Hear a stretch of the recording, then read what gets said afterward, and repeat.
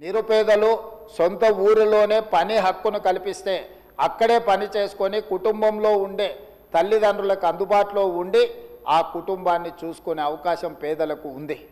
ఈనాడు కేంద్ర ప్రభుత్వం తీసుకొచ్చిన చట్టం వల్ల ఆ అవకాశాన్ని కోల్పోయి పట్టణ ప్రాంతాలకు మళ్ళీ వలసల బాట పట్టే పరిస్థితి వచ్చింది. కాబట్టి దయచేసి సభలో ఉన్న సభ్యులందరినీ నేను విజ్ఞప్తి చేస్తున్నా, పార్టీలకు అతీతంగా ఒక స్ఫూర్తిని ప్రదర్శిస్తాం. మనం అత్యంత నిరుపేదలైన కార్మికుల కోసము, వ్యవసాయ కూలీల కోసము, దళితులు, గిరిజనులు, ఆదివాసీలు, బలహీన వర్గాలకు సంబంధించిన మహిళల కోసము ఆర్థిక వెసులుబాటు వాళ్ళకు కలిగించడం కోసము ఈరోజు ఈ చట్టాన్ని తెచ్చినాము. ఆ స్ఫూర్తిని దెబ్బతీయడానికి ఈనాటి కేంద్ర ప్రభుత్వం చేస్తున్న ప్రయత్నాన్ని తెలంగాణ రాష్ట్ర ప్రజలందరి తరఫున ఏకగ్రీవంగా తిరస్కరిస్తూ పాత చట్టాన్ని యాజ్ ఇట్ ఈజ్గా పునరుద్ధరించాల్సిందిగా ఈ సభలో తీర్మానం ప్రవేశపెట్టినాం.